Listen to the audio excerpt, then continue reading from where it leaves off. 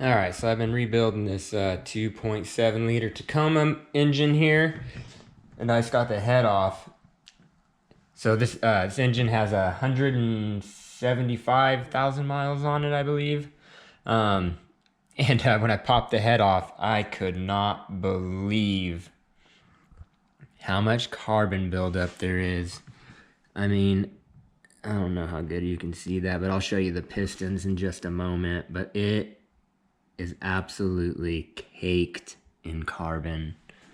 It is insane. Ugh. So check this out. Look at all of that carbon. Look at that. Just piles of it. Look at that. That is wild. But that's why I'm rebuilding it. I mean, there's huge chunks in here. Insane. But anyways, that's why I'm rebuilding it. It's eating oil like crazy. So I figured I'd take it apart and see what's going on. And it looks like it's, yeah, definitely burning a lot of oil. So I'm gonna fix that.